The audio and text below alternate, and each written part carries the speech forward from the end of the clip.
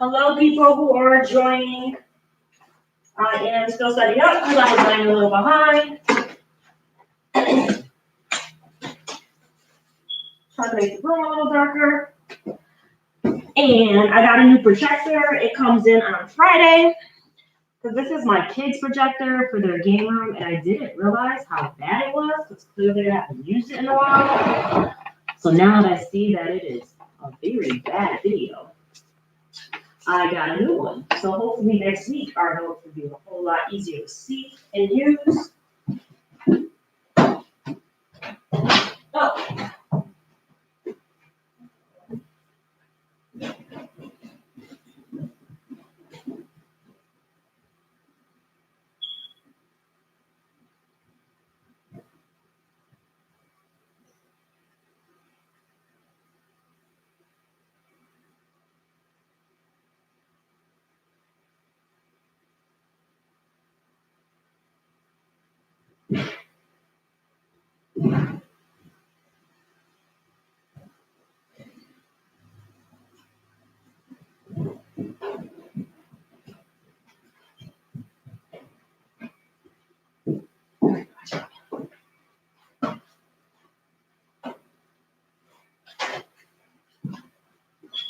All right, so, hey Mariah. So can we start with some hellos to the 5 people signed on right now? And we're gonna start with some review. So if anybody has any questions, can you get your questions out now and I'll try to answer them when those start?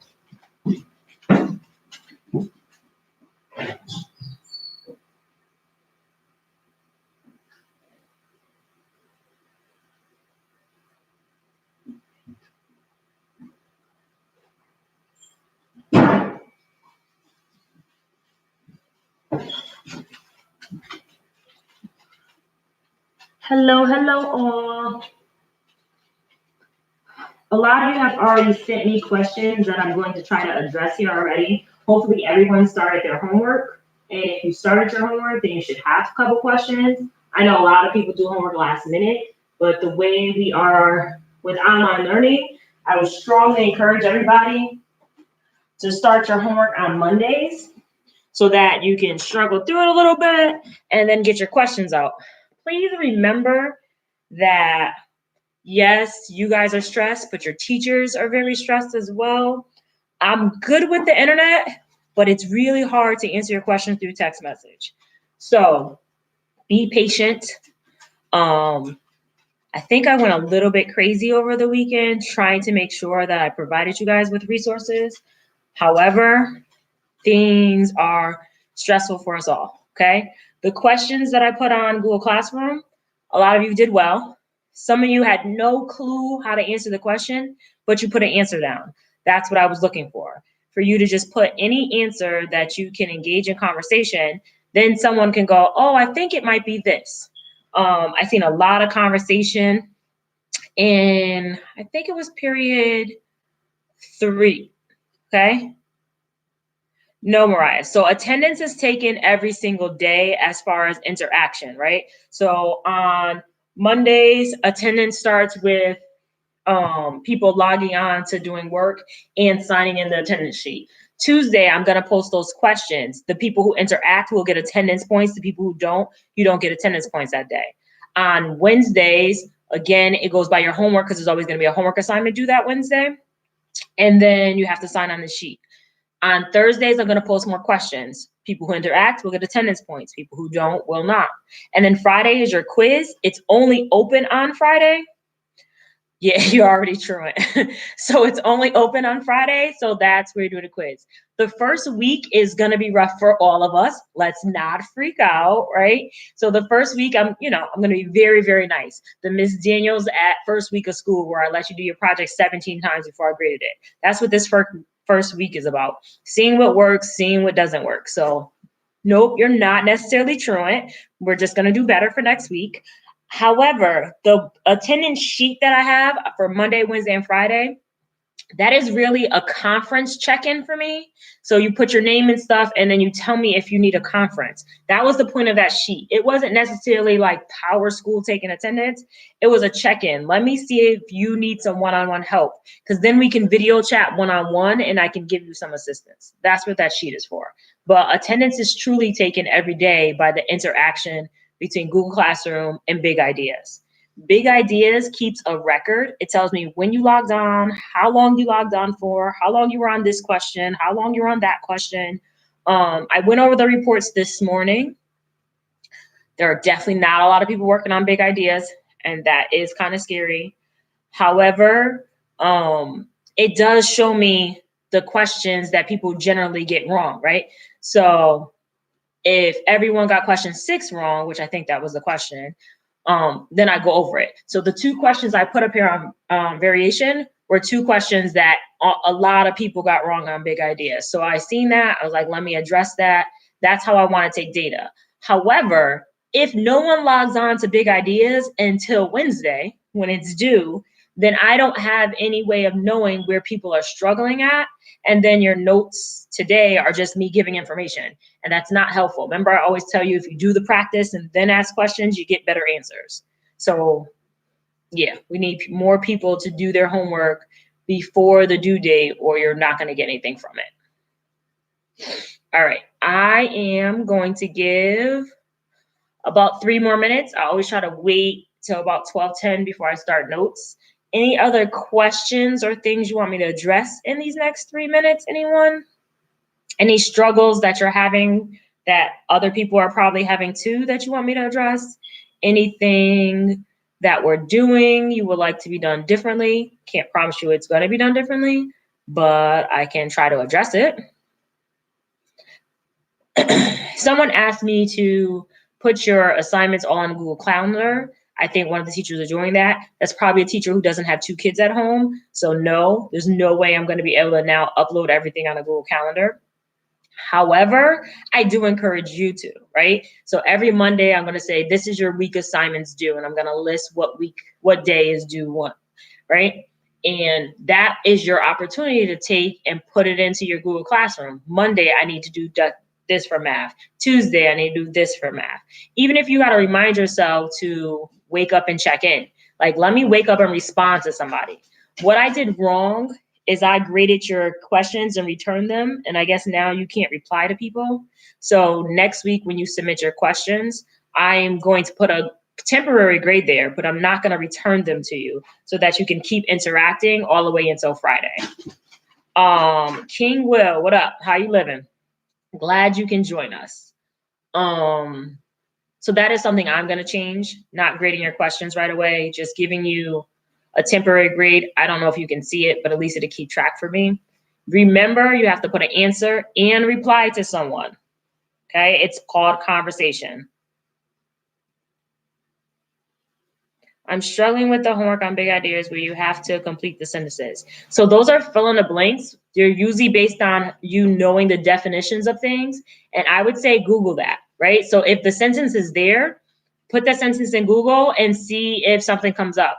And that's not cheating, right? Because you don't have a teacher right now, technically. So right now you have to use your internet resources. So normally I wouldn't say Google the answer. Right now I'm telling you to Google the answers. If you get to something on Big Ideas and you are completely stuck, or even the questions that I put on Google Classroom. So yesterday when I said, what's a rational graph?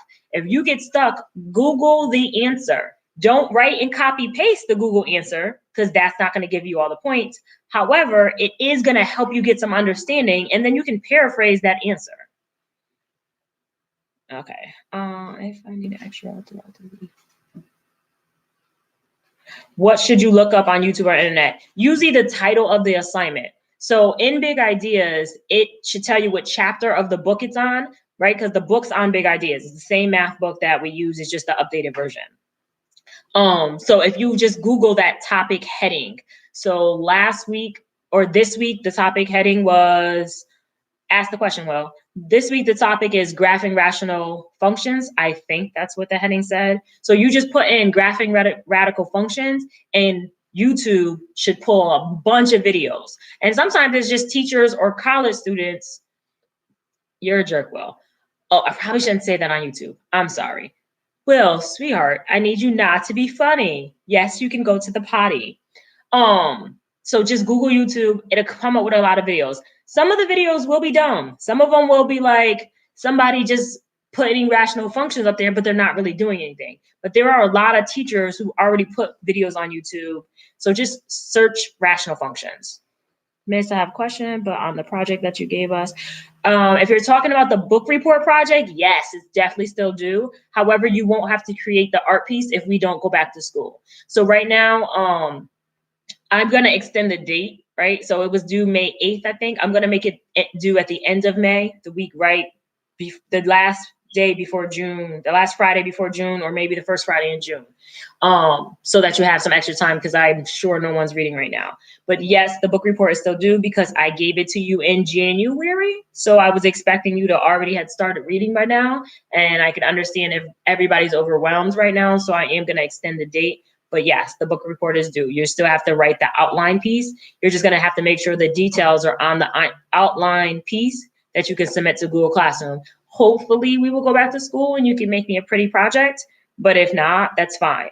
I am going to have some kind of presentation where you have to make a video of something at some sorts. You can choose to do that as your video too. I haven't figured out what I'm going to do, but there is going to be some sort of project and you'll be able to pick and choose. It'll be very open. You'll be able to pick and choose what you want to do, and you can just easily do the book report instead of creating a second project. You change your book, how can you let me know? You should be able to comment right under the assignment, or you can tell me right here if you don't feel funny. But at this point, unless the book has nothing to do with math or science, I'm not gonna, there's only been one book that I've questioned and I end up letting that person anyway. If your book has something to do with math or science, you think it's borderline, then you have to do your job to explain it and summarize the math or science.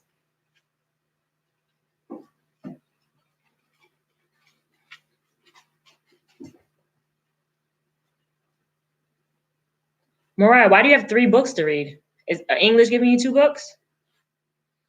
Sarah, yes, that book is fine. Yes. So if anyone ever feels overwhelmed, realistically, like I have a job, miss, I have to take care of my sister, I have to do this, I have to do that, please reach out to me. Please reach out to me. Jay, that's fine too. Okay. Don't let yourself be overwhelmed. Don't let yourself be stressed out. We are all stressed out and overwhelmed. That's why I started TikTok, because I'm about to have some foolish fun because I feel like I've been stressing for days. So we ready to start it with notes? Any more questions before we get notes started? Oh, that tea is amazing. Good morning, Aunt.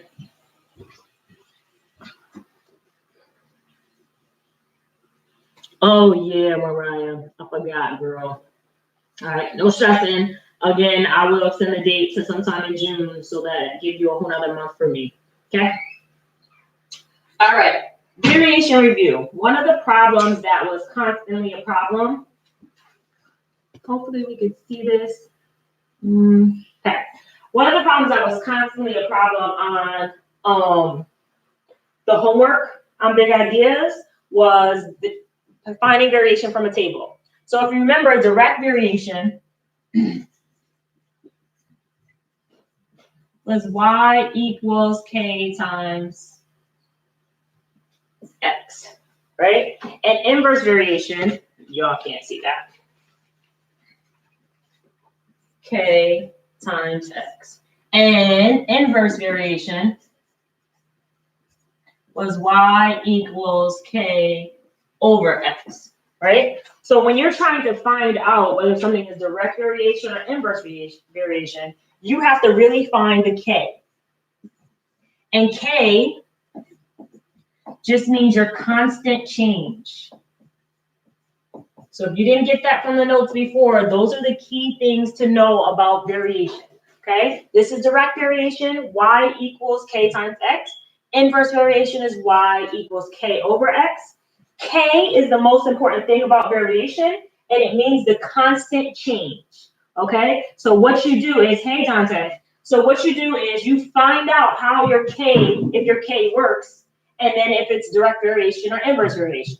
So in order to find the k for direct variation, I have to solve for k, right? So if I had y equals k times x, and in order to find k, because this means k times x, I have to divide by x to get k by itself. So k would equal y divided by x. So this is for direct variation. Okay? Hopefully you're writing that down because I'm about to erase it. I can't keep everything on the board because, again, this is my wall, not a classroom.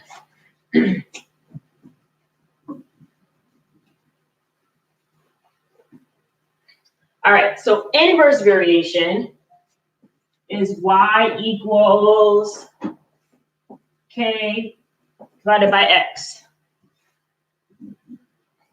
And so to solve for k, right now this says k divided by x. To get k by itself, you have to multiply by x. So then k, that's not a k. So then k would equal y times x. Okay, so this is inverse.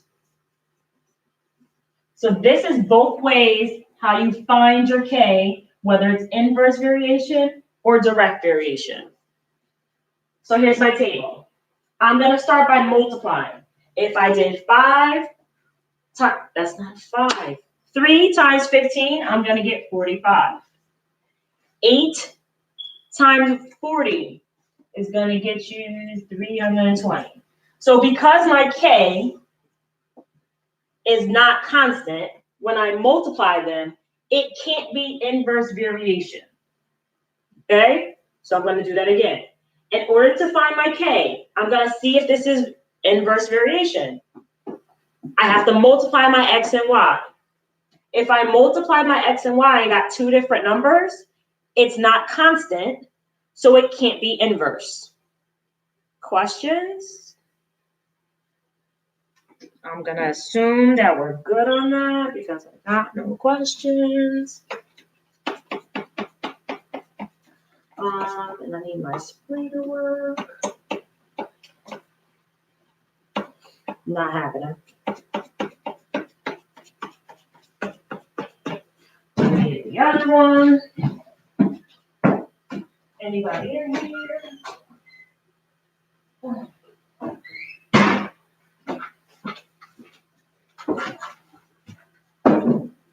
All right. So we know that it's not inverse. So now we try to find if it's direct variation. So I take y divided by x, and I'm going to get 5. Y divided by x, and I'm going to get 5. Y divided by x, and I'm going to get 5. Y divided by x, and I'm going to get 5. So my k here would be 5. It's constant when I divide. So this table is direct variation. Okay? If you would have multiplied them all and you didn't get the same thing, if you divided them all and you didn't get the same thing, then it's neither inverse or direct variation. Hopefully that cleared everything up. Questions?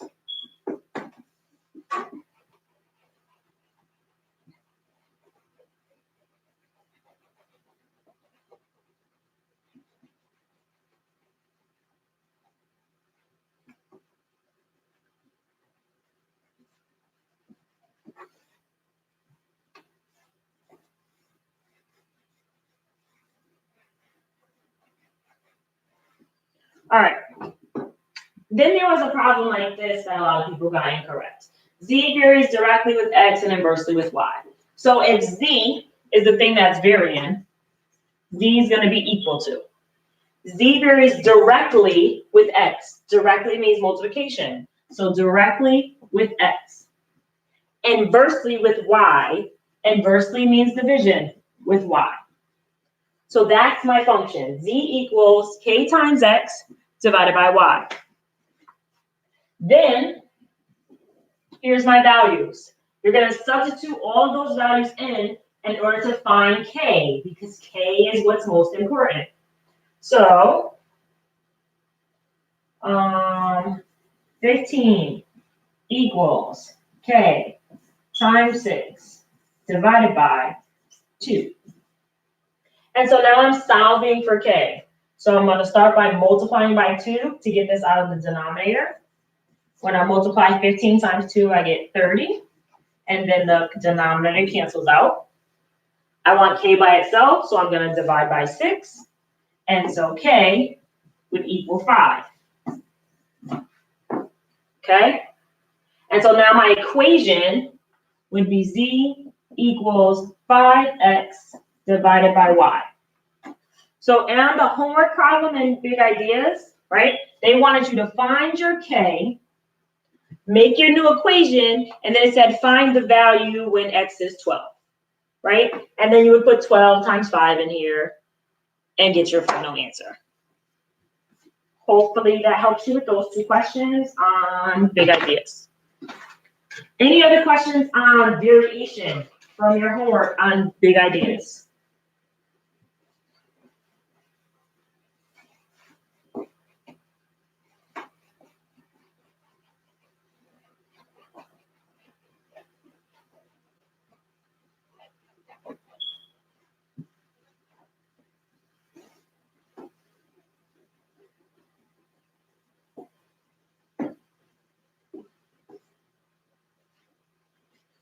All right, so I'm going to move on.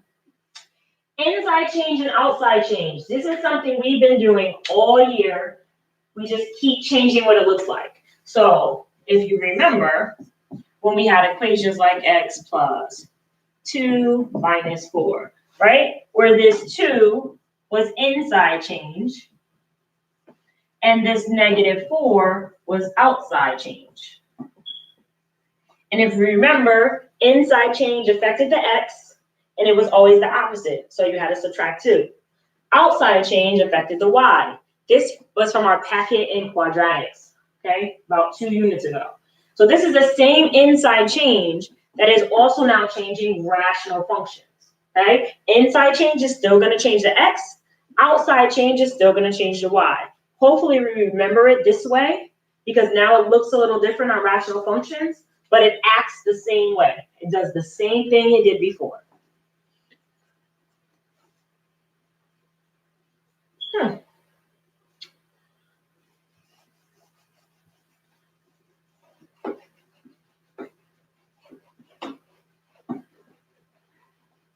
I'm assuming all my loud people are absent today because I don't have any questions.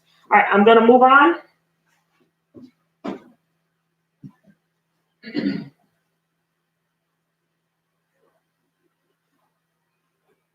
We kind of left off here on Monday, but it was a little bit confusing. If inside change and outside change confuses you, Carmen, you can rewatch the video when we're done and be able to kind of better understand that. But it just means that anything that's inside with x changes the x. Anything that's outside of the x changes the y. All right. Graphing translations. This is what we went over already on Monday if you were with us or you watched the video, but I felt the need to go over it a little bit more because we were rushing. So inside change, again, means it's touching, it's with the x. So here comes my inside change.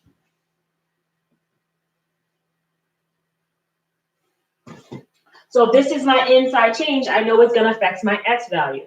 My parent function is this blue line, right? It's closer to the x.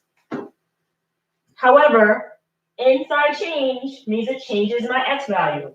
It's always opposite. So instead of subtracting 2 for inside change, it adds 2. It's going to change this over by 2, okay? We talked about asymptotes. So for this blue line,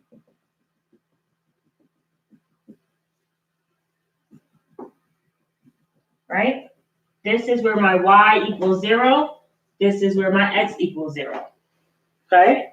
However, because my x is changing here, my asymptote is changing as well. And now my asymptote is where x equals 2. So for this equation, my asymptote changes to x equals 2. I still have the same one, y equals 0, because there's no outside change. I didn't change anything from the y, so it remains the same. Domain and range. So for this For my blue function, my domain is all real numbers except for 0, right? Because it's all x values except for when x is 0. My range, again, is y. So it's all real numbers except for when y is 0. When we start changing my function, now my domain is all except when x equals 2. And my range is all except when when y equals 0. Okay? Because that's all I'm changing for this red function. So now think about how it's applied to this green function. Here's my original parent function. Now it moved back. Okay? Because remember now this is a positive number, but inside change is always the opposite sign. What is asymptote? I'm gonna need you to watch the notes on Monday, Dante. Okay? Asymptote is a break in the graph. It's a space where the graph never touches. So if I was drawing this, say this is my little mini graph, right? And asymptote, if my asymptote is, I'll do it offline. If this is my asymptote, it means I'm gonna have my curve come and never touch the asymptote. I'm gonna have my curve come and it's never gonna touch the asymptote. Okay, so it's a break in the graph. The graph can never touch the asymptote. It never crosses over that line. Go watch the notes from Monday.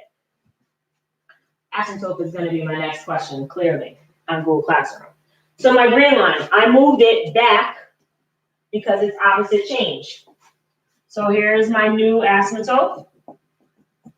And it's going to be where x equals -4, right? So as you can clearly see, my asymptote comes from the number. Nothing really, you don't have to calculate differently, right? So now let's do it. My asymptotes are going to be when x equals -4. I didn't change my y, so my y equals 0. Remember, asymptote means break in the graph. These are the places where your graph never touches, okay? So my domain, again, it's all, except x cannot be equal to -4. So I wrote these two different ways so you can see they're written two different ways. There's actually a third different way. We're not going to get into that because we're not in school for that, right? Range, again, is all, except y cannot equal 0, okay? I know we struggle with domain and range. The good thing about rational graphs, 90% of the time, it's going to be all numbers except the one other number, okay? And that really just means we know denominators can't be 0. So if I was to put a -4 into this x value, -4 plus 4 would be 0. So we can't have a 0 there. That's really what that means. If we were in school, I would make you solve that. I am not. Right now, you just need to know how to identify them. You need to know how to find them. Try to understand what they are. It is a little complicated. I already told you it was going to be hard. The good thing for you is we're not going to get to all the extreme hard stuff. We're going to kind of breeze right through that. Okay? We're going to go through it now when it changes the y. So these two, they were underneath. They changed just the x.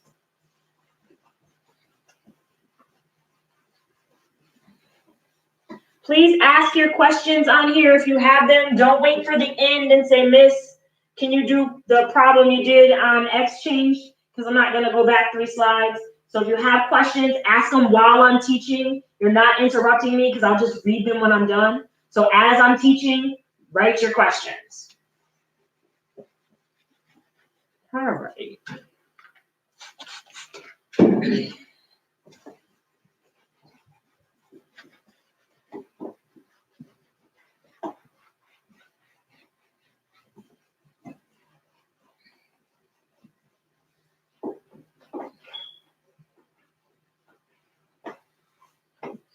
All right. Yes, Jay, this is what the graphing homework is on.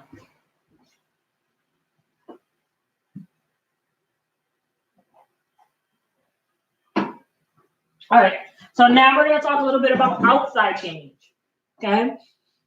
So remember when it was inside change, it was underneath the denominator with the x. Outside change means that number is going to be hanging on the outside, okay? So it's still part of the function, but it's hanging on the outside. Yes, the videos stay up here once I'm done so you can rewatch them. Yes, this is all going to be on the quiz on Friday. All right, so I'm using the same function so we don't get confused, right? 4 over x is this blue function again. It didn't change its spot, right? Its asymptotes are still x equals 0 and y equals 0. So my asymptotes for this function is still x equals 0, y equals 0. My domain is still all except x cannot equal 0. My range is still all, but y cannot equal 0.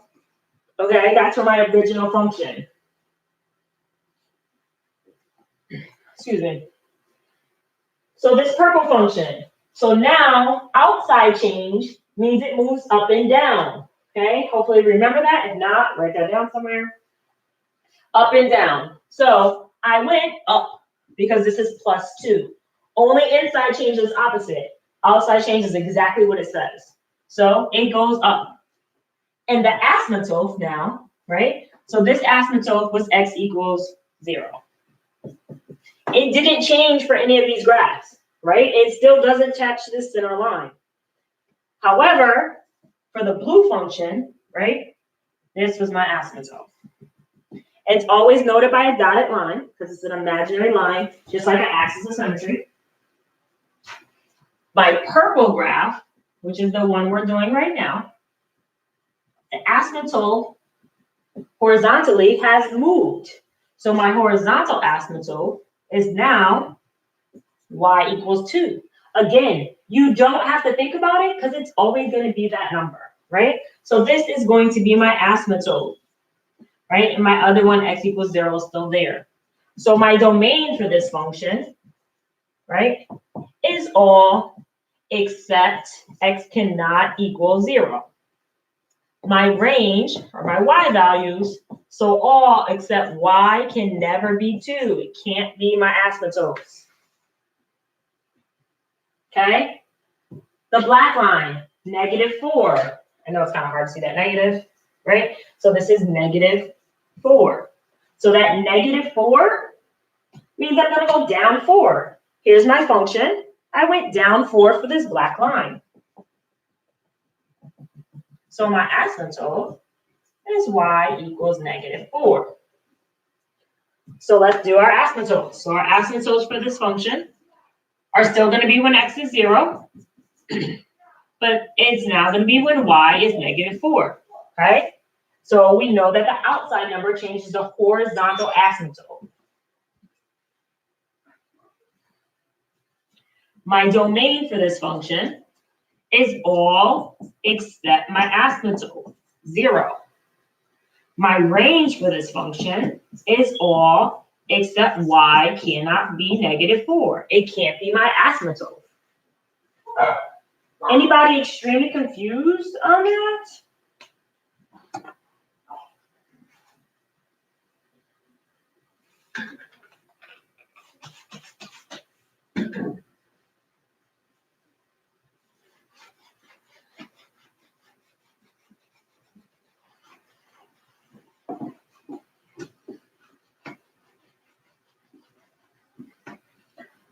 So that's tell you how, for this imaginary board here, I painted my wall, and then I found this whiteboard paint to put over it to make it kind of slick to wash off. It's not really working well, so I'm gonna have to bleach my wall at least once a week. So hopefully you guys are learning and it's worth it.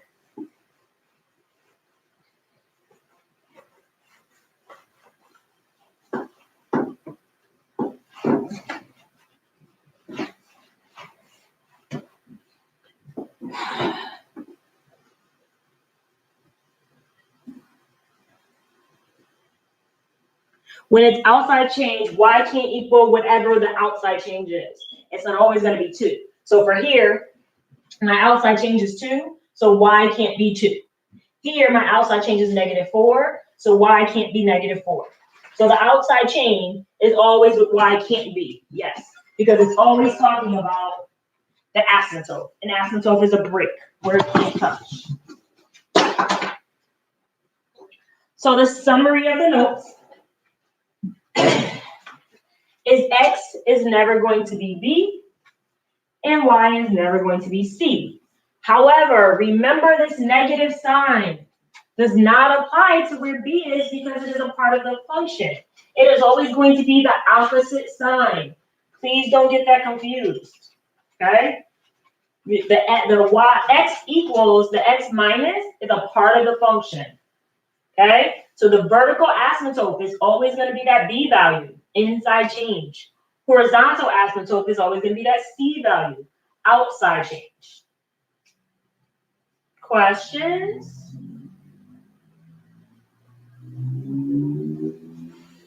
All right, I'm going to keep going.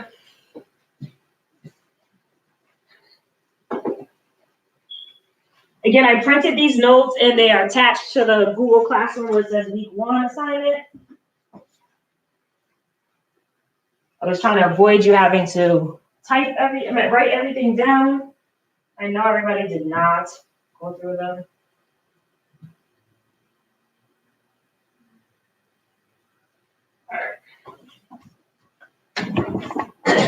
All right, graphing translations. So now that we have discovered how to pull out the asymptotes, I'm going to show you how to graph them. I'm not sure if the online program makes you graph them, but I want to show it to you because I feel like it gives you some understanding of the graphs better.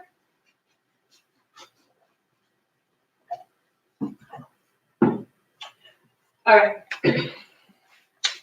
So I know my B is 2.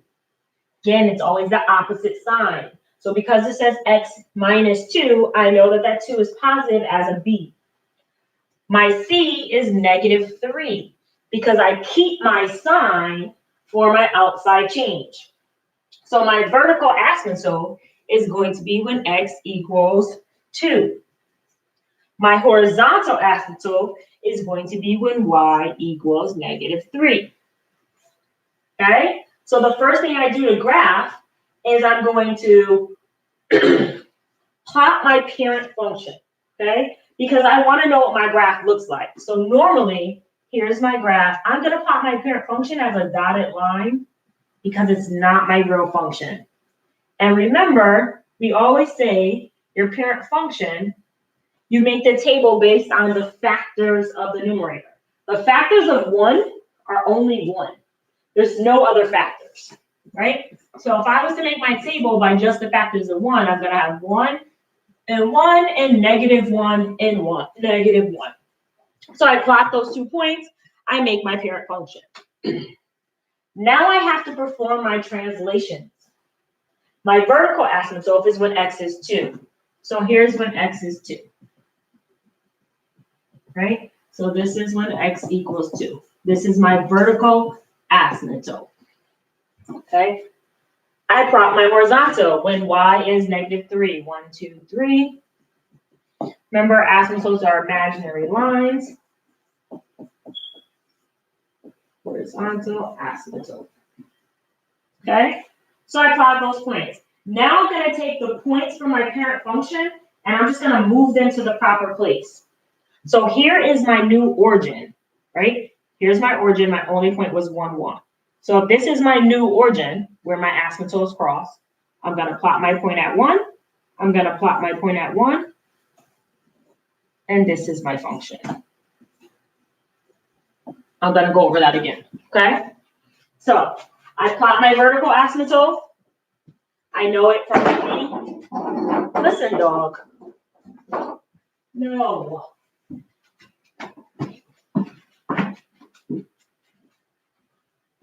I plot my horizontal asymptote at y equals negative 3. Okay? And then I move my function. You can also move your function by going up, down, left, right? So B is positive 2. It means I'm going to go right 2. If C is negative 3, it means I'm going to go down. So what I also can do, right, is here's my parent function. I can take this point and go right to down 3 and get to the same place. So here I go, right 2 and down 3. And here goes my point. Here's my thing. I go right 2 and down 3. Here's my point. So you can do it either way. You can plot your vertical asymptotes and figure out where the points are, or you can just move those points right and down. Plot your points, and then you're gone. My parent function, I no longer need. So I'm gonna just delete that off, that dotted line off my graph, because there's too many lines to confuse me. And then there's my graph. I know there's gotta be a question or two right now.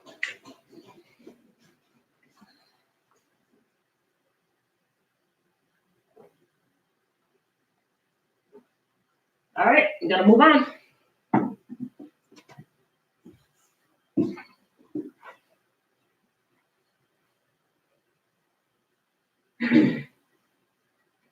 All right, do not write all this down. You'll be wasting time. How did you graph the dotted lines?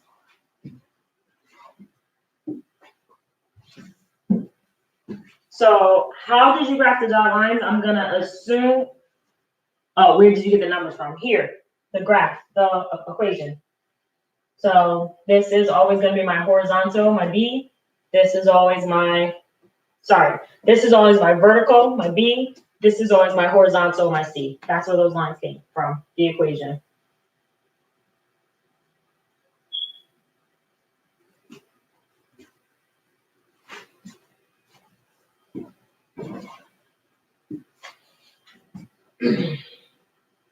All right, so there's another way to find horizontal and vertical asymptotes.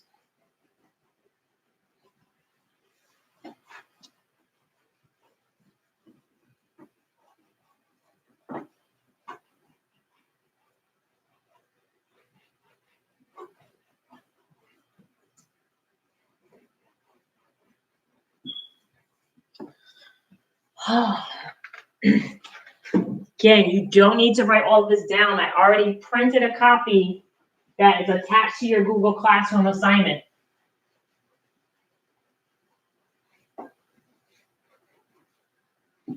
I only have it up here so I can explain it, okay? Doesn't make any sense to write all this down. Oh.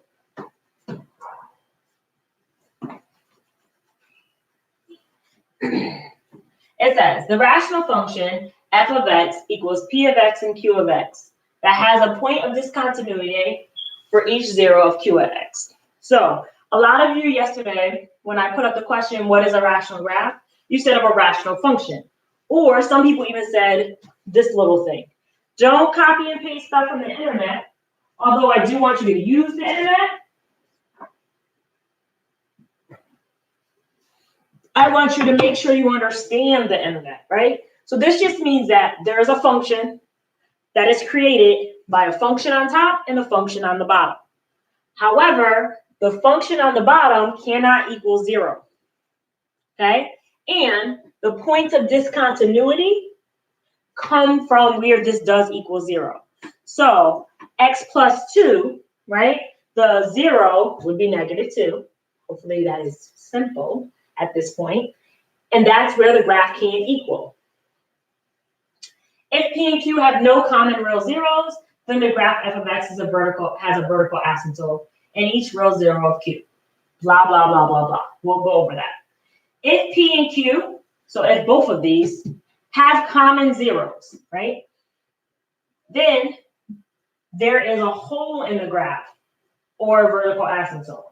So at this point, we still have been talking about asymptotes. Now I'm going to show you how you can find whether there's a hole in the graph versus an asymptote. Oh, hold on, wrong computer. All right. So finding vertical asymptotes.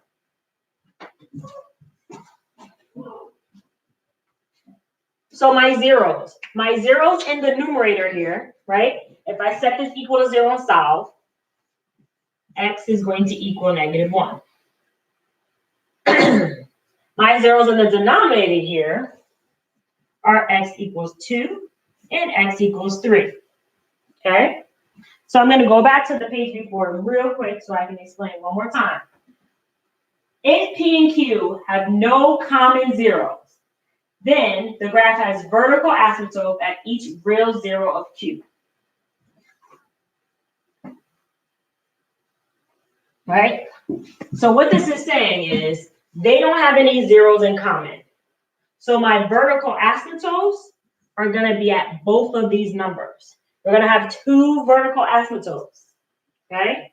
This graph is going to have multiple branches, which is kind of awkward. So what that means is if I have a vertical asymptote at 2 and at 3, my graph is going to look something like this with 3 different parts. Okay? Not important at the time. I just want to show it to you for those of you going to freak out and never seen this before.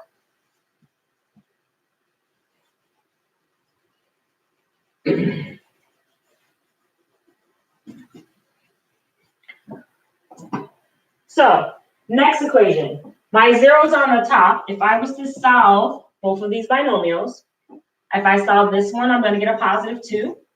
If I solve this one, I get a +1. If I solve my denominator, I get a +2. Because this +2, okay, hold on. This one's vertical asymptote. Because this has a +2 and this has a +2 in both the numerator and the denominator, now I'm going to get something called a hole. And that hole is going to be where x is equal to 2. So if I have a graph, let's say my graph look like this, right? Where x is at 2, there's going to be a hole in the graph. A little spot missing in the graph, okay? The last function. If I solve my numerator, this is going to be a 3. This is going to be a -4. If I solve my denominator, I have 2 3s. It's important right now for both of them to be known. And I have a -4. Okay? So there's going to be a hole at x equals 3 and at x equals -4.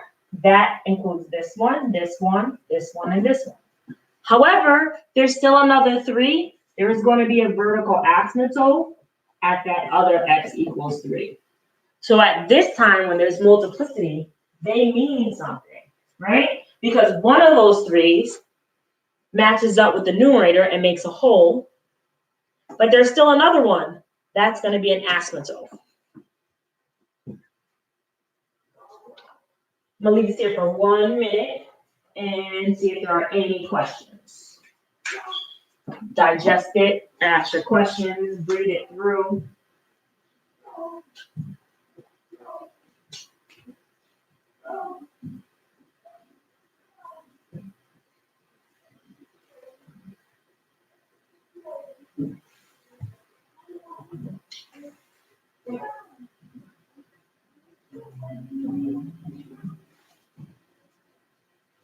All right, we got about 10 more minutes. I'm going to try to real quick go to writing an equation. And then leave that last 5 minutes for some questions.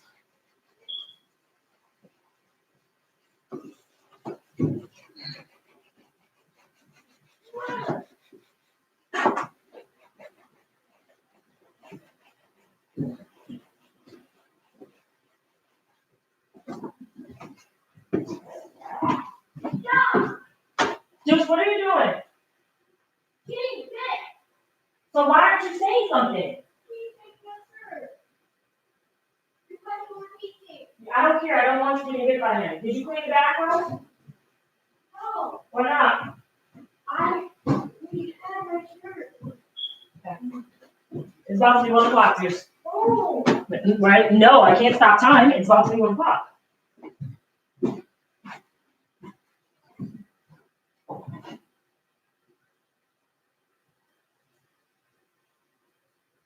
Oh, okay. So I didn't put any right. Oh, you do right equation. I don't know where the practice problem is. But when you're writing the equation, remember that if it went left or right, this is inside change. It goes up or down. This is outside change. So you just attach it to the equation. So I'm gonna save this last 10 minutes, I guess, for some questions.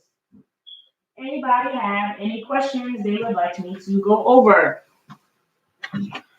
And this is where, if you started the homework, this section of the live would be helpful so that I can answer those kind of questions.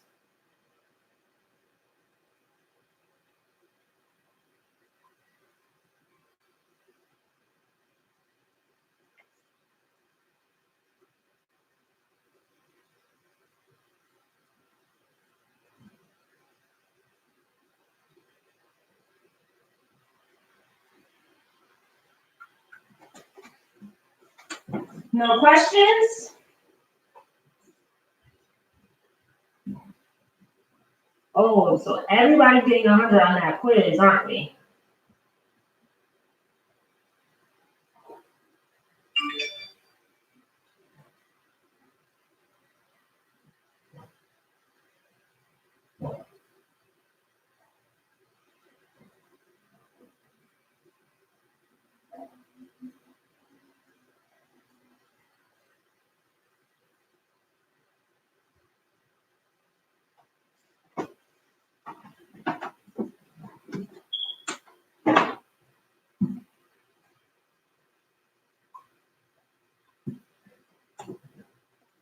All right, I'm still confused on how to plug in the numbers for the equation I sent you. Okay, so I did that at the very beginning. So let me go back to the very first slide.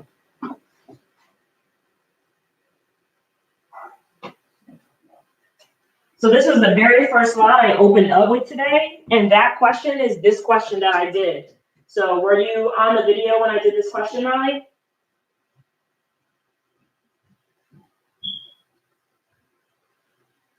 Because that was this question. If not, you can always rewatch the video. It's at the very beginning of how you substitute the numbers in.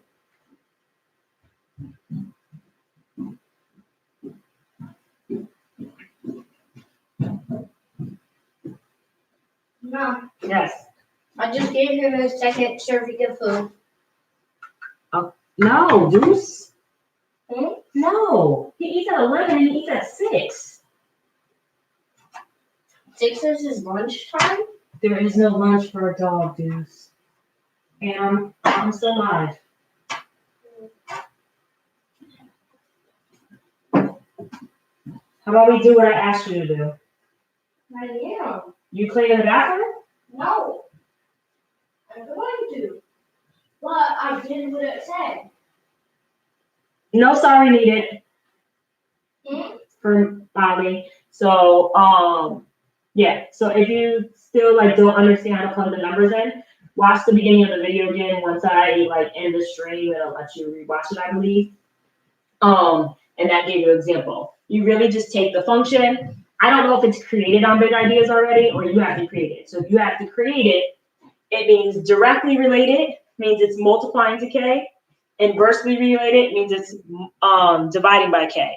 So I think your problem was inversely. So that would mean k divided by x. That's what inversely means. K divided by x. So once you have that k divided by x, you have to plug in those first numbers, solve for k. Once you get k, you'll get your new equation, and then you plug in the next numbers. And again, if you watch the video at the beginning, that will better help you. Any other questions about any of the homework problems or any of the notes?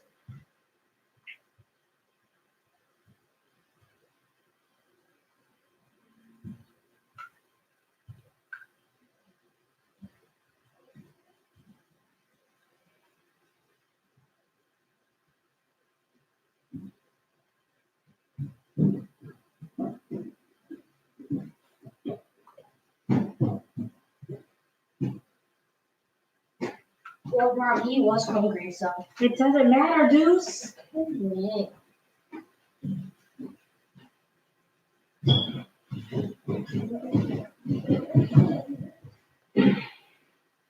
Any other questions before I log off? Because logging off is happening soon. Please get your questions out. Don't let any question be foolish. Don't let yourself thinking that you didn't need it.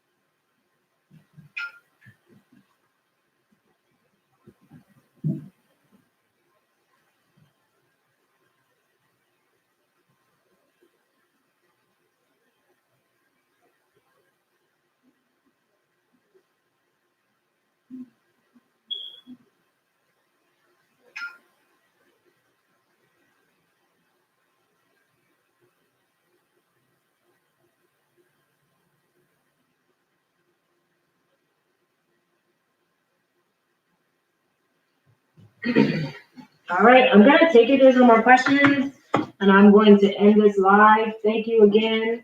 If you have more questions, you definitely can text me. Don't feel like you can't.